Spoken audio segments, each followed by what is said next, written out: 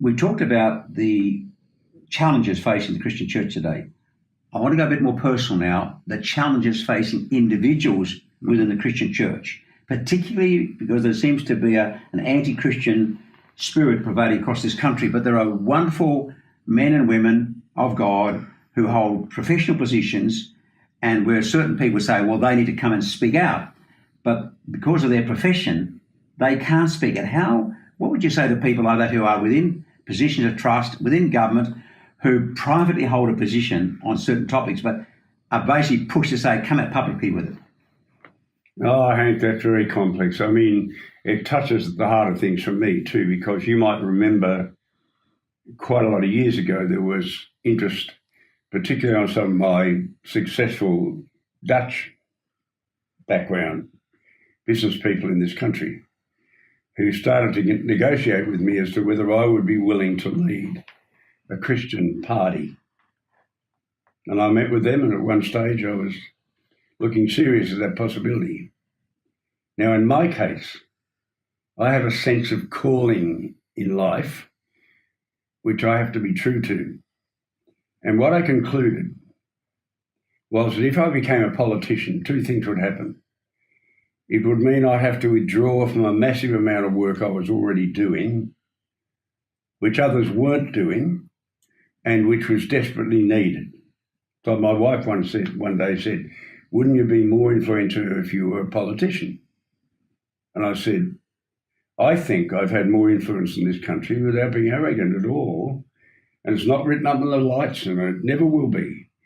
But I believe with the thousands of young people whose lives I know have been changed, and who send me hundreds of notes in Facebook, both public and private, that in taking and speaking the truths that I have as an independent voice,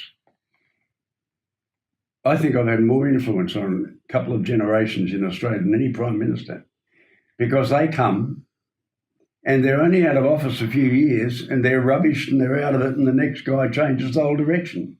Whereas what I've been doing is speaking the truth from an independent platform has brought about magnificent change in thousands of people. But the other thing I felt was if I belonged to any even small Christian party on the side, then the difficulty would be that I would be crossing the floor every second day on issues, because if I held to them from what I feel called to do and be, I'd be in conflict with the left, I'd be in conflict with the right, I'd be in conflict with the centre. And I just thought my calling, I've got to be free to speak. Okay. Now, that doesn't make me judgmental about those, say they get called into the police force. Yes. And in God Squad, because of our work with outlaw bikers, if you become a God Squad member, and you've got to quit from God Squad if you become a policeman, because the whole relationship thing is then compromised. And I think you've got to live with integrity inside of your calling in life. And for some of us, we pretty naturally say, why doesn't he speak out? But you can't always do that in those positions. No. Even though individually they hold a position. I'm just saying to you, what encouragement would you give to those people? Oh, well, there's timing too, mate.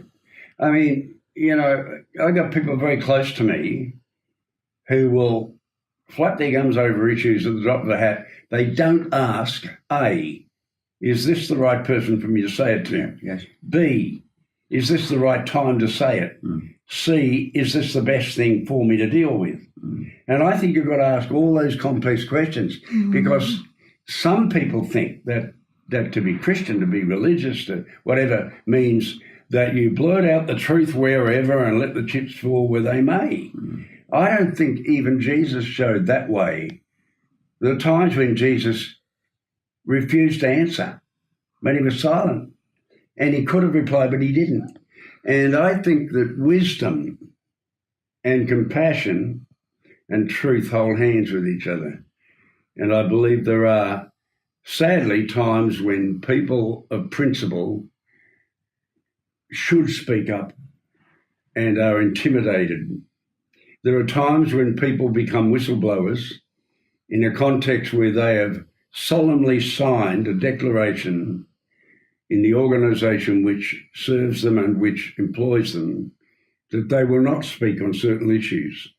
Now, they can't have it both ways. If they're going to keep to the integrity of their contract with the organisation, they can come to the decision where they say, I can't live with this anymore, I'll quit and get another job.